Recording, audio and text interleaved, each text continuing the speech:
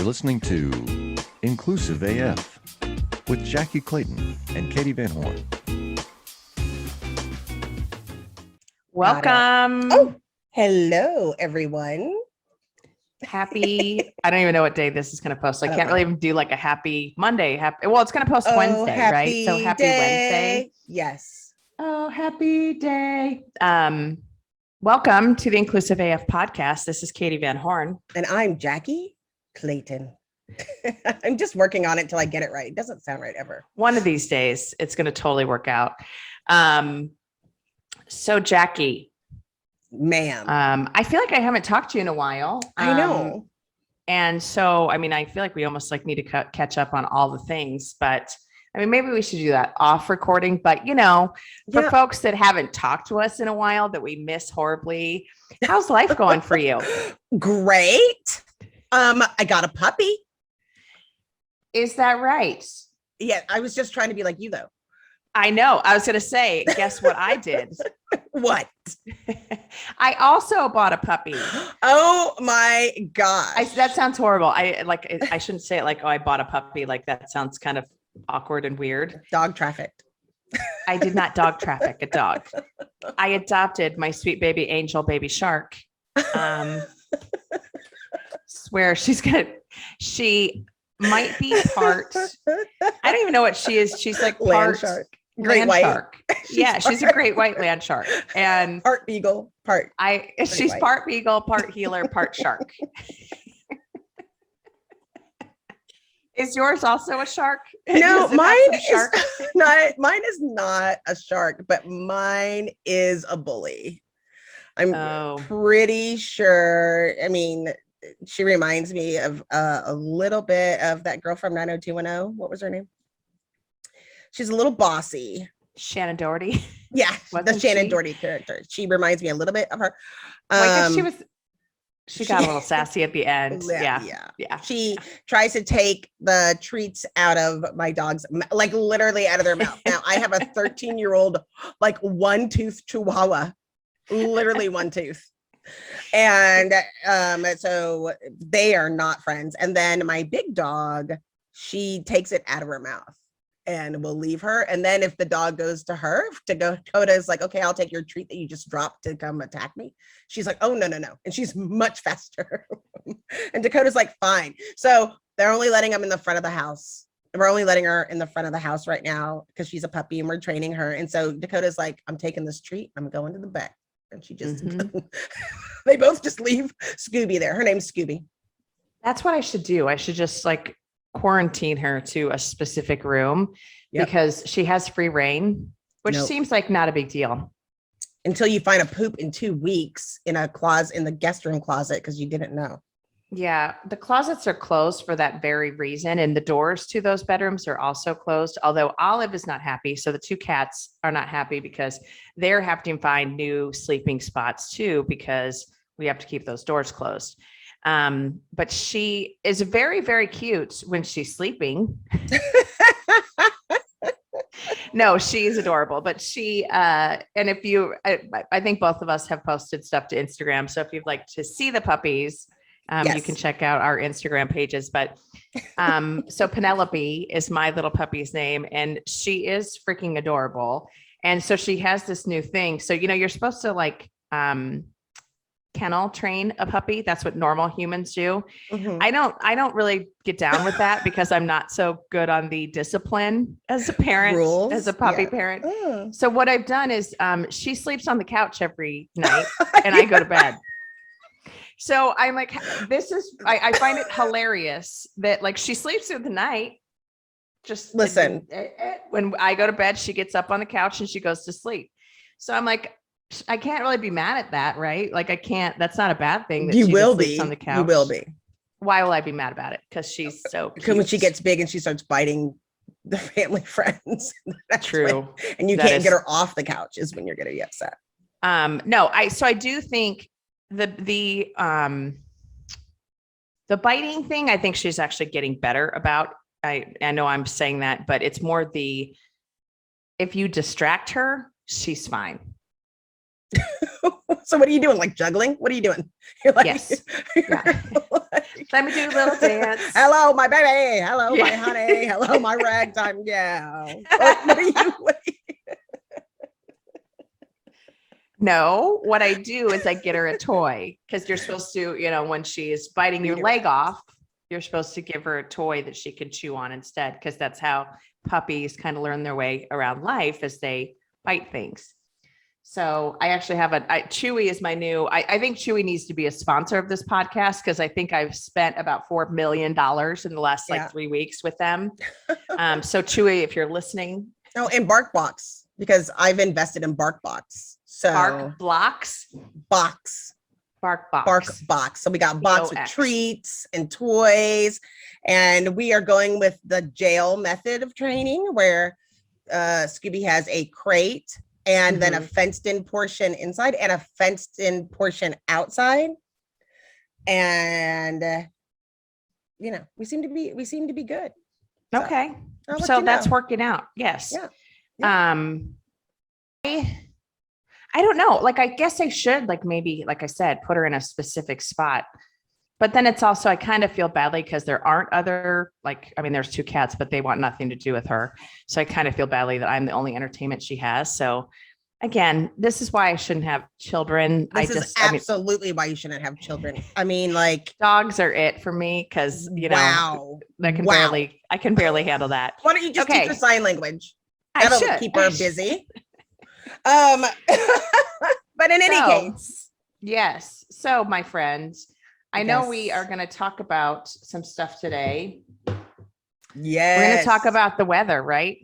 Oh, absolutely not. The weather is not the topic of the day. I wish there was a blizzard right now, because it is HOTT in Arizona, but we're going to talk about Blizzard, right? Yes. Blizzard, air quotes, Blizzard. entertainment, air quotes. So Activision. Activision Blizzard. Yes. Let's just kind of start with what the heck is going on. So at Blizzard Entertainment, Activision, this is the craziest thing. So they're being sued by the state of California over its toxic workplace culture. And I think just starting with that is the mic drop. Literally the state, just like if in situations, in certain domestic situations, the person doesn't sue them, the state sues them for violence. This is the state of California is suing them because they have all of this discrimination, sexism, racism, discrimination, and they have been kind of dealing with that. The president stepped down, and the complaint says that the company fostered a pervasive frat boy work culture that is a breeding ground for harassment and discrimination against women. And it said there's a tragic example that a female employee committed suicide during a business trip with a male supervisor. Girl. Oh, I did not hear about that last piece. Yes. Oh. During the trip, she had a relationship. She had a relationship with her supervisor. Her supervisor was taking her on business trips. Then he showed nude pictures of her around the office, and she committed suicide. Oh my goodness gracious. Wow. Yes. And the person was still there.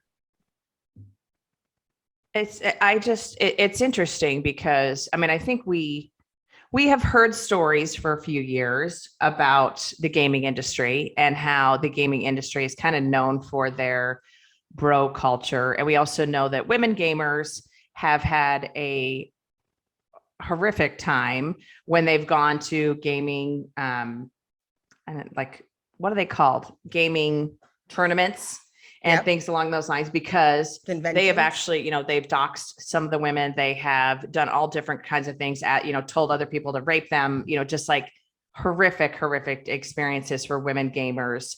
And so it is interesting that now it's kind of here's the crux of the matter, if you will, is that you have this industry that's kind of has these issues, but then it's also so pervasive in the organizations that are building these games and are building these, these different things for folks. And I think we've known for a while that a lot of these games are focused on a male gamer, not a, female gamer, just based on, some of the attributes of the actual players, all of these different things. But okay.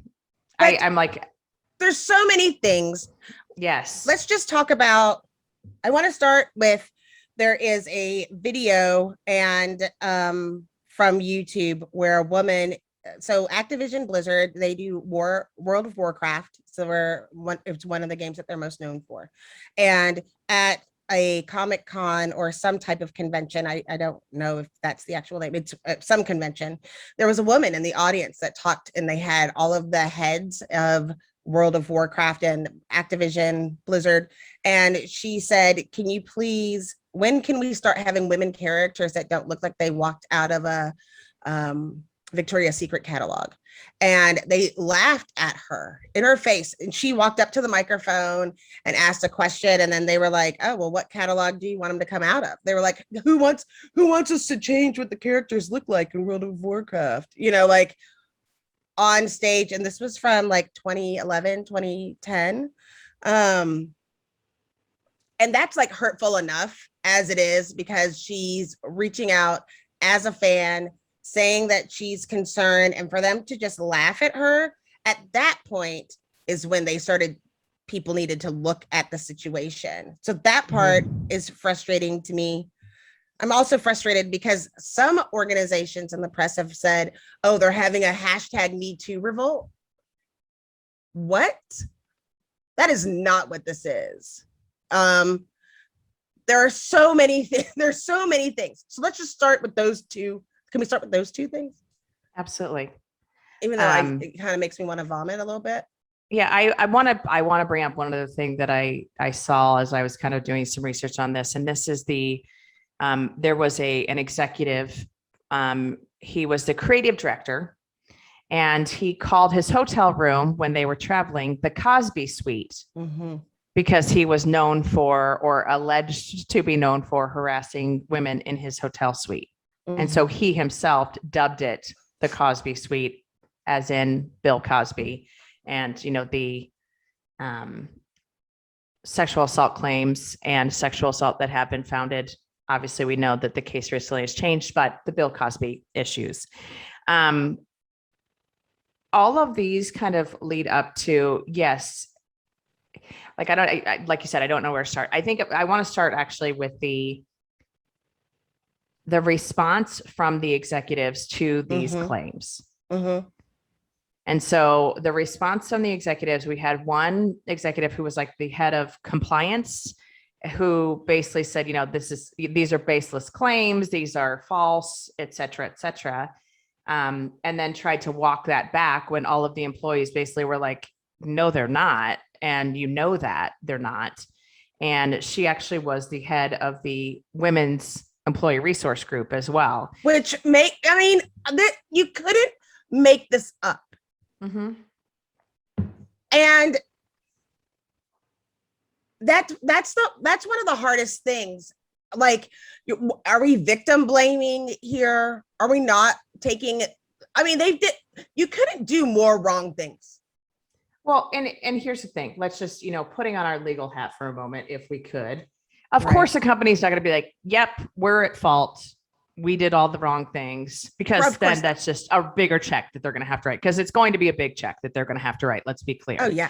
However, that being said, there's also there is a way that you can say, hey, we're looking into this. Hey, we want to know the truth, and we're going to dig in. And at this point, we don't know a lot, or whatever they want to say.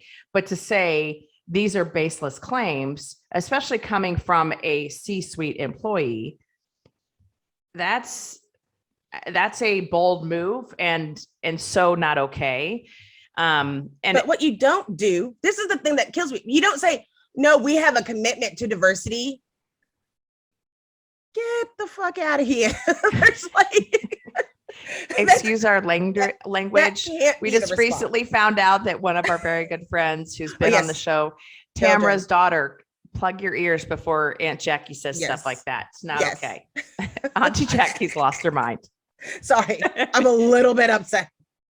But then they try to say that they're upholding their values they want to make they said Blizzard is the safest, most welcoming workplace possible for women and people of any gender, ethnicity, sexual orientation, or background. I think that's a true statement. They should really reconsider that statement, just FYI. Like, I'm not saying they might want to do some editing of that, just something to consider. Activision Blizzard. Girl. Okay, so we know that the Department of Fair Employment and Housing is who has brought this forward. So like California's version of the EEOC, Yep. similar to.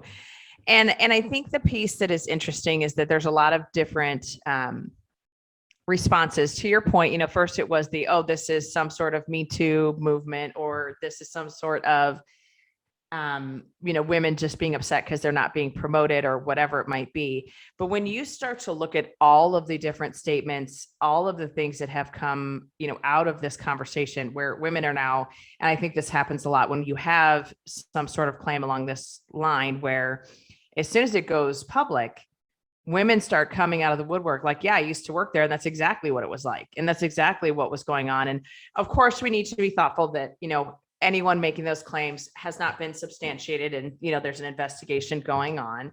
Right. But that being the case, wow. Like, can you imagine being in an environment where the alcohol fueled conversations of your male colleagues are about raping you, or, whether you look like someone on the game, or, what you need to do to get there kind of thing. And I think that's the piece that is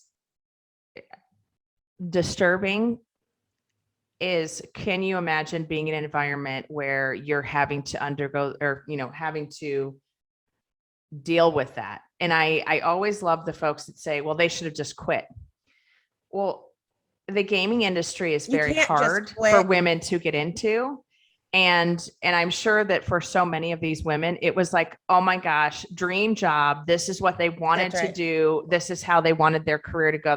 And especially for a company that's making such well-known games, such as World of Warcraft, Candy Crush, etc. Like, in theory, this is a dream job for folks that do gaming. There's not that many big, huge organizations and gaming organizations. And I think I say you can't just quit. I mean, you can, but it's very difficult. I don't think the decision is made easy. And don't think that Activision Blizzard is the only place that is dealing with this. Like, I think a lot of it is like, where do you go? And this is going to be helpful for as all, I think, hopefully there'll be more of a wake-up call. We had a wake-up call during Me Too. Hopefully this will be a wake-up call to all male-dominated industries where things like this have been occurred. But the irony is they have like 5 open positions for HR positions right now. Oh, you think? And the head of HR stepped down because it turns out the head of HR did know about these claims earlier and had talked to people, and they're slowly all just leaving one by one. And that isn't getting as much press of how people are slowly leaving and without having to have cause to saying that they're not, I don't know. I mean, I understand these people have to leave. They need to look at it, but it's like interesting seeing how it's playing out. It's not like we let go of these people. It's like, oh, the head of HR resigned and the vice president resigned and the head of design resigned. But the other thing that's interesting is that a lot of the gamers and players have spoke up and said, because they name a lot of the characters in the games after the people who've created it. And they've been saying, we don't want anything that has these people's names attached to it. And they're redoing the people. And it's disgusting. But also some of the responses have been really kind of heartbreaking because of people that don't believe that it couldn't have been that bad. It really didn't happen. And this is only the beginning. They had a walkout last week. of people trying to stand in solidarity. And it takes allies of all sorts. And I know there's got to be some people who didn't know. There's got to be some people who didn't know, even though they say it was pervasive, but I'm sure it was, people did know and didn't know what to say. And I think that needs to be part of our conversation today. If people are trying to be allies, or, you know, we always say, if you see something, say something, but knowing that it can be really, I mean, the more you don't say anything, you're more complicit, and it just gets worse, because this story just keeps getting worse and worse and worse. Mm-hmm. Yeah. And I think that's the piece. I agree with you that we need to talk about that part, because it's the whole concept of, you know, when someone has been assaulted or has been, and it's the, you know, you need to speak up, because the person's not going to stop until someone comes forward and actually, you know, kind of puts the hammer down. But it is interesting, because it goes back to, and we've talked about power and power dynamics and some of these things, but I get so, like, not frustrated, that's not the right word, but it makes me so sad that it is the women that have been victims of this harassment, this assault, all of these different things. They're the ones that are expected to come forward. And then we know how they are treated. We know that they are told, you're lying, you made this up, that's not really true, we're not really listening to you, all of those things, and worse. And the men are always believed, or a lot of times are believed, oh, they would never do that, they would never do these things, that's not who we are, blah, blah, blah. And it's not the allies. I want to see more allies coming forward. And, you know, there were so many things that were done very publicly. That's right. Within this, you know, again, within the context of the findings that the agency had, that it was basically like, yes, we did the investigation and we have found, these are the findings that we have. And it's things along the lines of, you know, having team members pull a leader off of another woman because she's like, please stop touching me, please, whatever. And that person wouldn't stop. And so other team members had to intervene and physically pull the person off of the female. And at that point, how do you go to work? How do you go to work? Yourself? Right. How do you go look that person in the eye the next day as a man? How do you go look at that person in the eye the next day and be like, you're disgusting. Right. And also you assaulted someone last night. Right. Like, whether there was actual like sexual misconduct, but assault is touching. Yourself. Keep your hands to yourself. Exactly. And I think it's just interesting. Interesting is one word for it. I think the heartbreaking, if you want to know about the culture and people who question it, I think the part that's the most devastating for me is the woman who was responsible for the woman ERG group, and the chief compliance officer sent out a tweet that said, sent it to the people who wrote it and put the problem with the whistleblowing, an article from The Atlantic. She posted that on July 30th after the lawsuit came out, which was like July 22nd. And she wrote a letter saying, we are great and we're wonderful. And then that's basically a threat. When you post something saying this is a problem with whistleblowers, and she's a woman and hearing in the situation, and that's her response. Who she's already what some people are calling a torture apologist because of the things that she okayed when she was working for the White House. And I was like, how did she even get there? You know, in the first place. And I want to dig in more on what you just said. So you have and again, this is not that all women need to be the ones, but it is, you have a female who's in a C-suite position. So in a very powerful leadership position, who's basically saying, if you come forward, guess what? We actually will retaliate against you. That's and right. Guess what? We will call you out on Twitter that you shouldn't do this and share an article. And yes, you can be like, oh, well, she didn't outright call them out, but you're insinuating that the person should not have come forward, or the people should not have come forward with these complaints. And then on top of it, to say, oh no, our culture's awesome. Those Yeah. are old, that's old news. And that's not the case. That's not who we are today. That's who you are. That's who you Absolutely. are, like 5 minutes ago. Like That's who she you are said right it was now, and you're acting. meritless, right? Right. Meritless and irresponsible. And yet we have how many people coming forward to say, actually, yeah, no, that's absolutely how this place is today. Right. And then the So- CEO came out and was like, we're not going to tolerate any discrimination, harassment, whatever. And then he stepped down. And then there's another part of this that's really, really cringy. So the CEO steps down, right? And so they have two people who've been at Activision Blizzard for a long time, a woman and a man that they put in a CEO like spot, acting CEO spot, so they can work together. And I was just like, what?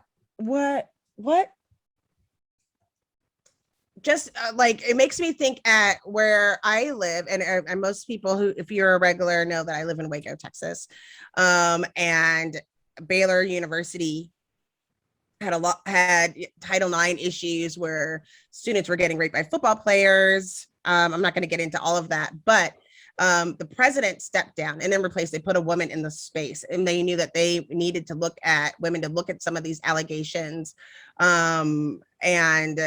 And they found not just a woman, but someone who has a history of stepping up for what is right, and who they felt confident to be able to handle these situations in the way it needed to be handled.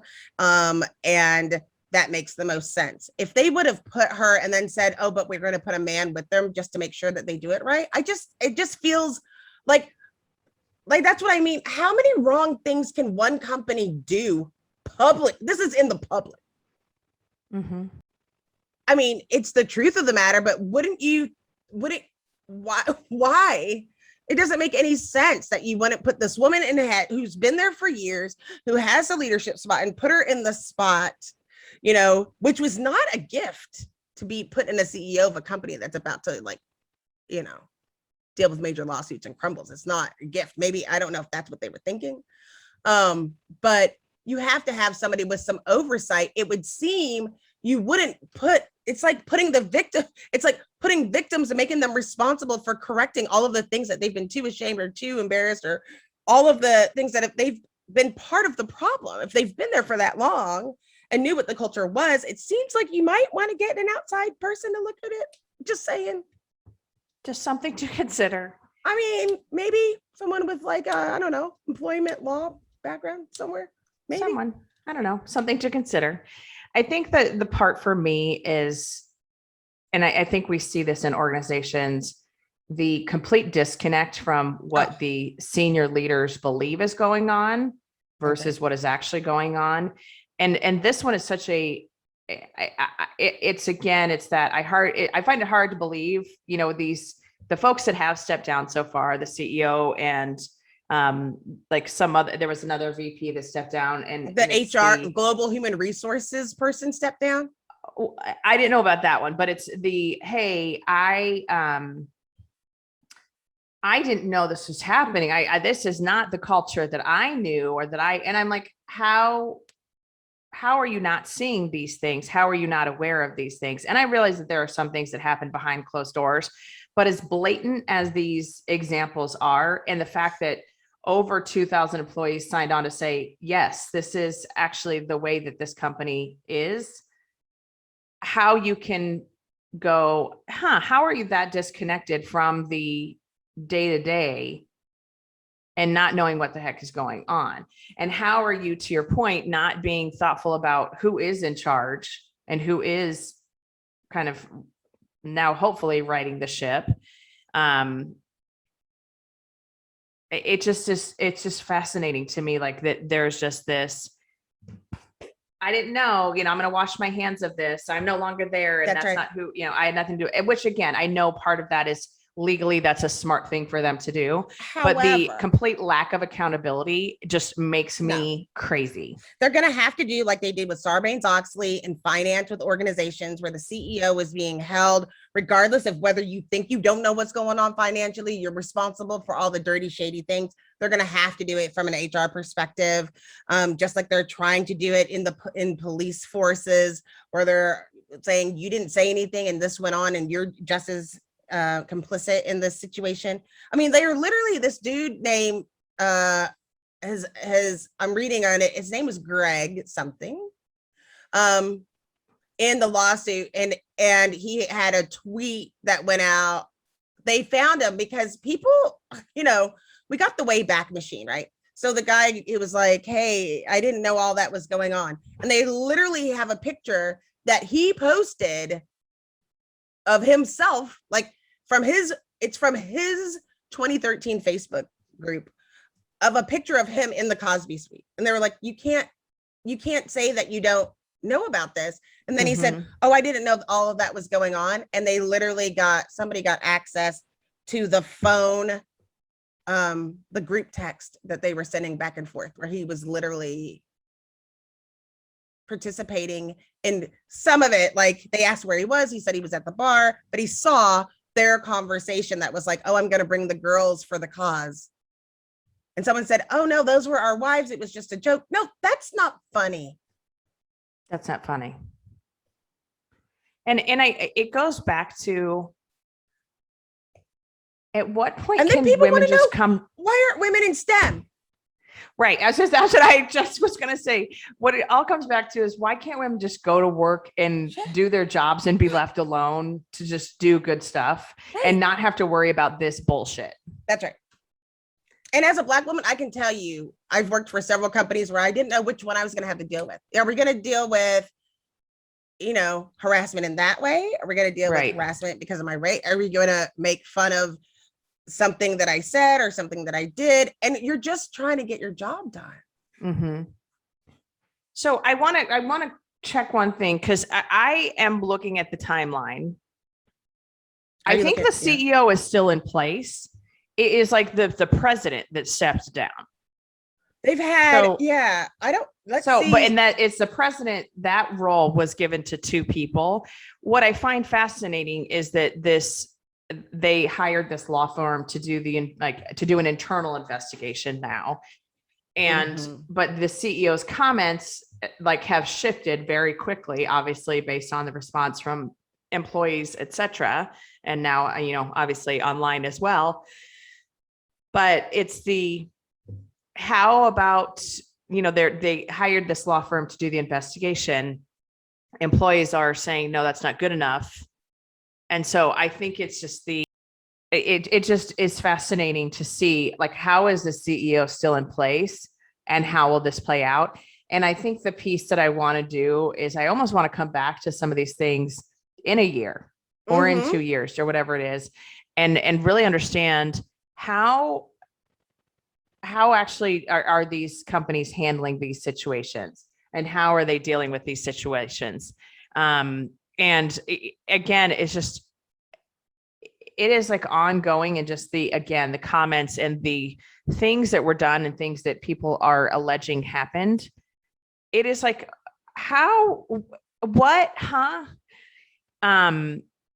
but the CEO, I want to just say, hey, I'm glad that you are now changing your tune, but you better actually do something here, not just say you're going to do something. That's the piece that, a couple things too.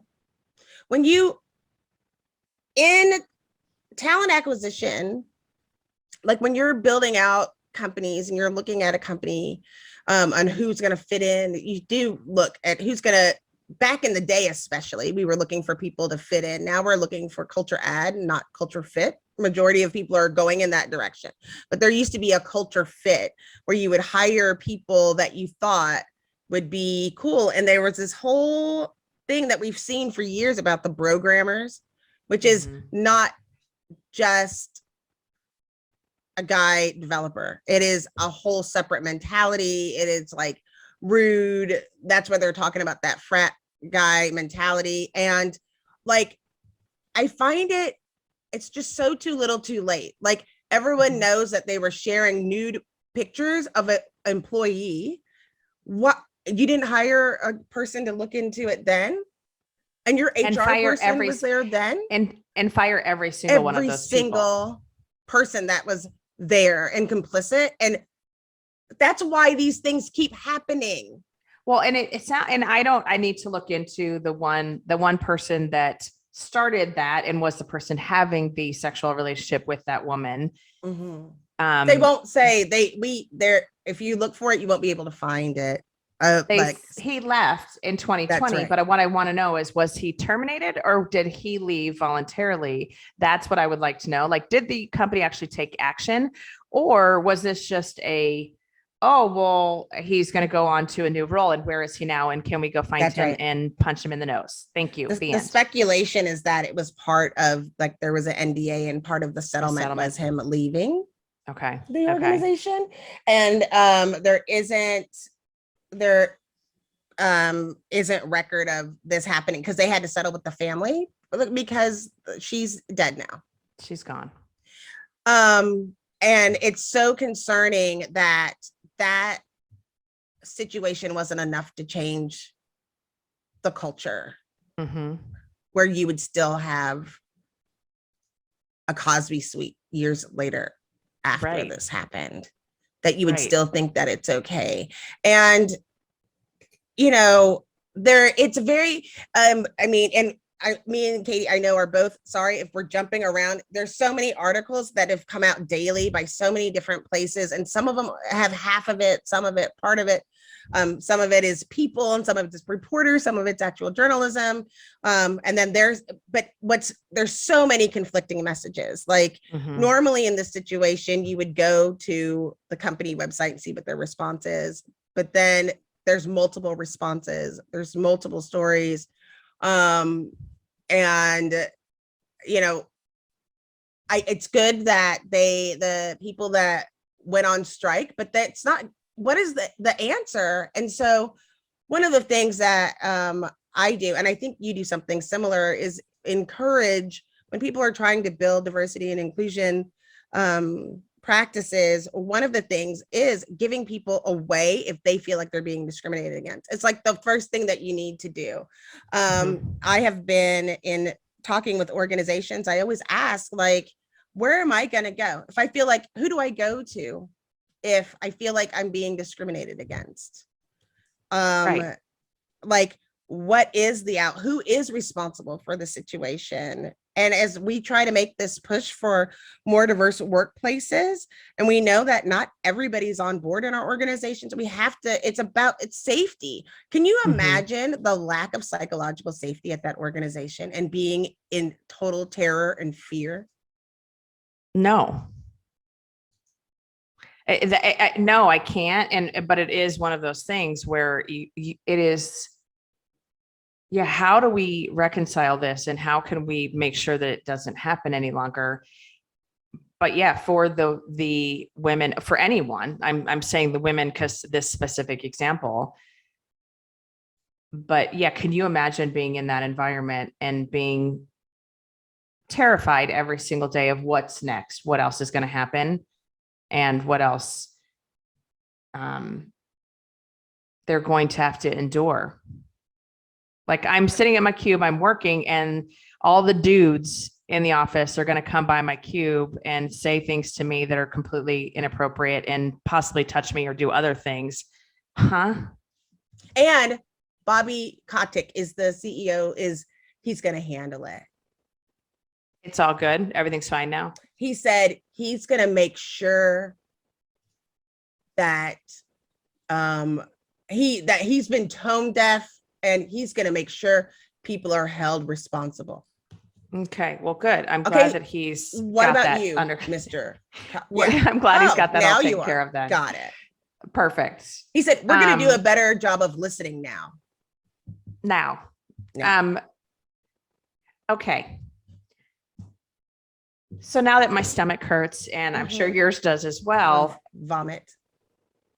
What can people do if they're, hopefully no one is in this I shouldn't even say that because we know that there are We know there other are people organizations listening like right this. now that are If in you are those listening right now, that situations. yes, that you're in this situation, what can you do? And I think the whole concept of the whistleblower, and I think most of us know this is to come forward to make a claim, but I also would say this is what I just said earlier about you would hope that an ally or someone that's a witness to would also step forward and say, I saw this happening. It didn't happen to me.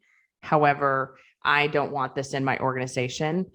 That is always like the thing that I would like or would appreciate the most is if an ally came forward, that it didn't have to always be the person that has had to endure the harassment, the assault, the whatever it might be, that they would come forward and say, this isn't the culture we want. This isn't where we want to work. But I think that the first line of defense, and I'm going to go through the HR response real quick. Go to your manager. If your manager is not the one that you want to go to, or you don't feel safe, you don't feel comfortable, go to HR. If you're not comfortable, you don't feel safe, or you don't feel like you're getting the right response from HR, then the other direction I would go is your general counsel or your legal team, and talk to someone on your legal team about it. But before that, Kate, Katie, go for Jackie. Before you even do that, find a safe person to talk to. If you have to get a therapist, or if it's a friend or a family member, find a safe person, because you cannot hold on to this. And I want you to really think about protecting first and foremost your mental health to make sure that you can get some additional support before you even go to your manager. You're going to be going in that place, but you don't want to do that without having a net, some safety net around you of people that you can talk to, where you don't feel like you have any shame. And that's the second part. Don't be ashamed. It's not your fault if this is happening to you. You didn't do anything to deserve this. It doesn't matter if that's the company culture and you knew that going in. Nobody should be subjected to that type of behavior. Nobody should. And so I would say first talk to someone, and try to find a safe place, because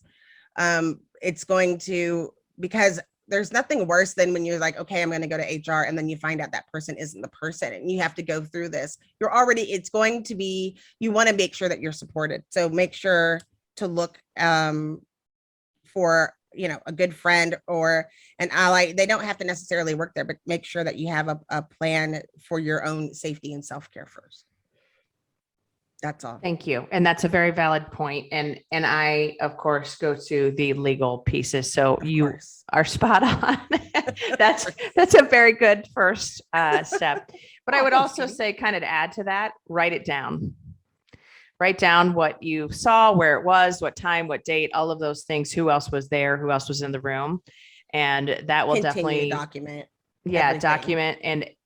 And I'm saying this as an HR person, the more data, the more information, the more accurate times, dates, all of those things, that will absolutely help in an investigation. But I also want to say, if you talk about, what are the things that you can and should do, one of the things that they ask is, have you told that person, I do not want to be touched, or I do not like this attention, or whatever it might be. And so actually going to the person that is doing the things that they should not be doing, and having that conversation with them. And that one I always get stuck on, because I'm like, I don't ever want to force a person to have to go talk to their boss or someone that's in a position of power and say, hey, stop harassing me. I know that is a good step. And that's something that we want to encourage folks if they're comfortable to do. But I don't want to put them in the line of fire either. And so that's one that, as an HR person, I always kind of have struggled with throughout my career, but it is the right step. Have you told the person, I don't like that? I don't want you to do that to me anymore. And again, I'm talking about more of the touching you on the shoulder or saying things to you, making jokes in front of you, whatever it might be that you don't find appropriate. If we're talking about sharing pictures of you, naked pictures of you, obviously that's a whole different level. So yeah, I go. No, even if it started consensual. Right. Absolutely. So yes. I think that some people refrain from doing that because they started in a consensual relationship and there is a power dynamic that now I can't say anything because this person has all that information. It is still not okay. Even if it started out consensual, you still need, and you're absolutely right, Katie, you have to say, and document that these things happen, and you're going to continue with the investigation. Even if you do go to the person and say you don't want them to talk to you in that way, touch you, look at you, any of the things, and they say, okay, it's not over. No, it's not over until someone is being held accountable. Agreed. So I think that's part. And then the other part is to continue to document. And I think I mentioned it, but you want to continue to document all of those things because you want to remember that they will have resources and things that they're going to document and asking various people. So the more that you have, the better off you're going to be. Every email, text, tweet, whatever that you feel is towards you have to document those things, no matter how insignificant it might seem at the time. Agreed.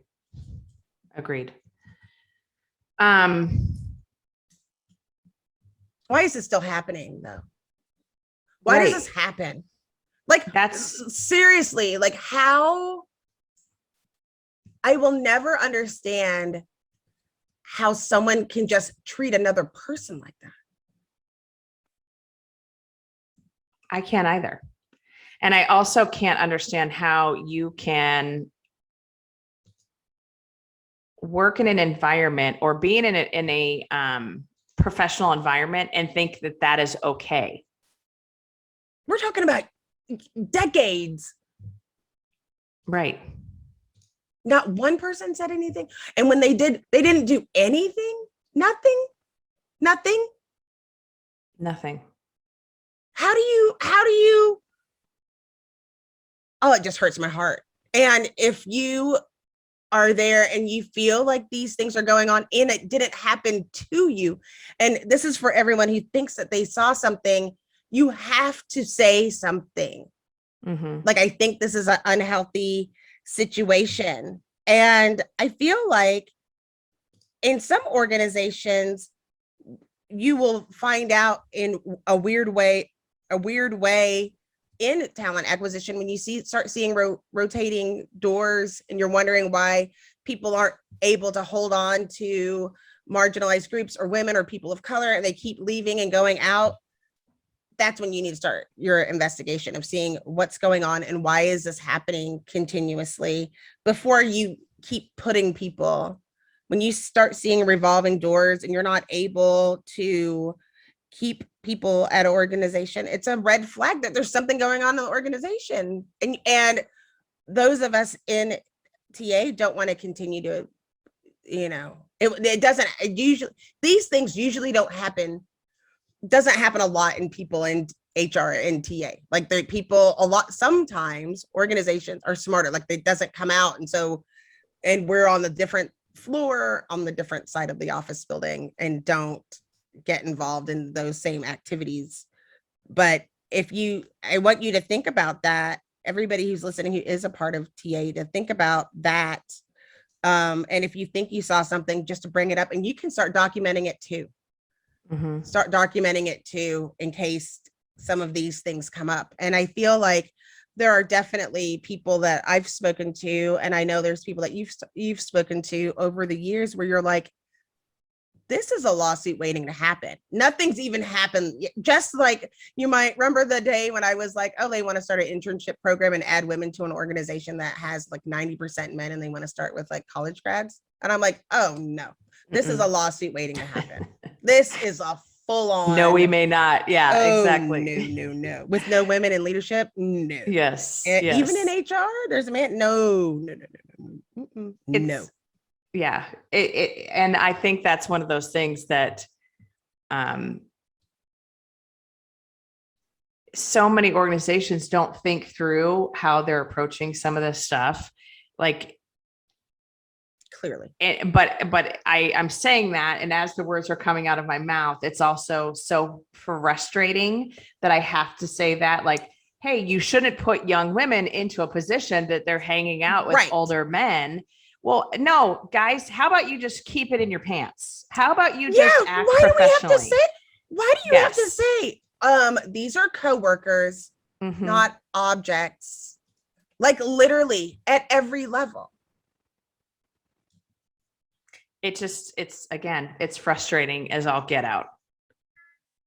And the fact, and it's a part of it. I know that for me as a personal choice, I would feel really awkward just creating animation where looking at like having to do animation of people's bodies in the way that, like, for me, that's weird enough. Like I couldn't do that.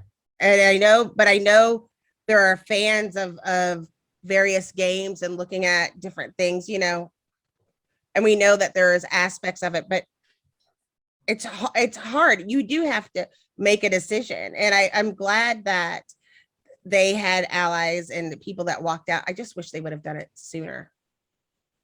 Right.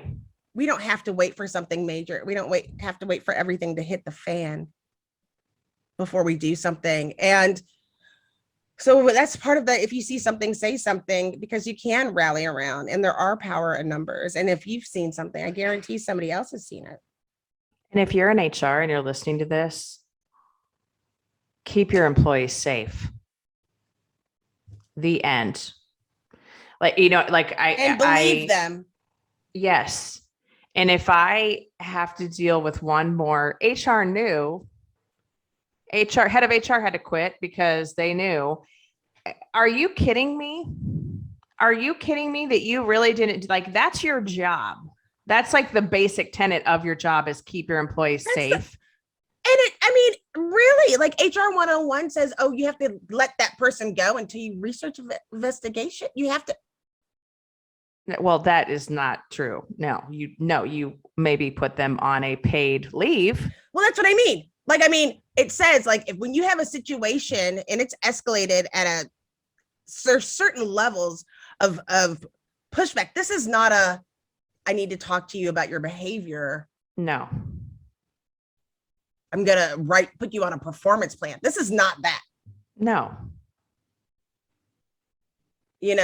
That's when it's like, oh, you put your hand on somebody's shoulder and they didn't appreciate that. And they said something and that's the only thing that you have. You start then with the type of behavior. And then this case is somebody literally sharing nudes with them at a company party where people are. And they talked to him in the office and gave him a slap on the wrist. But also, like, if someone came up to you, and I obviously we are both women, so we're probably feeling it a certain way or would feel a certain way. But sure. If someone walks up to me at a company party and it's like, "Hey, look at these nudes of this other person on the team," I'm gonna be like, "I'm sorry, what? What are you? What?" It's a no from me, dog. And that's not because I've been in HR for 3,000 years. That's I don't want to see any of the people naked that I work with. But Jackie, ma'am, there's a puppy that woke up. And so. Can we see the puppy? Sure. But then I have to take her out. Heavy? Oh, okay. Hold on. For those of you who are watching on YouTube. Oh my God. Penelope Van Horn, folks. Here she is. Miss America. Okay. So I take her outside because she just woke up. So she's going to have to do her little situation because we're learning right now. We are learning and she's going to eat my AirPod here shortly too. So, Jackie, what's one thing that you want to make sure folks hear and have heard throughout this episode? You are valuable and it's important. We are humans here. We have to take care of our safety. So please know that you're worth it. Amen. I think adding to that, if you are an employer, if you are in HR, if you are in any position in an organization, you are all on the hook. That's for right. keeping your employees safe and keeping them whole and keep them mentally okay, regardless of what the leadership team is doing or not doing. And you're all on the hook for making sure that if there are things that are going on that shouldn't be going on, that it's stopped. We're all accountable to that. They have blood on their hands there. I'm sorry. For sure. Well, with blood on our hands being our last thought, Go thank before you all have for pee listening. on your carpet. Yeah, I know. I'm like, gotta run. Thank you all for listening to this episode. I know it was not a super fun one, but I think these are the things that we want to deal with and we want to tackle is make sure that we're addressing real life situations that are going on. So thank you for listening. This is Katie Van Horn. And this is Jackie Clayton. Bye.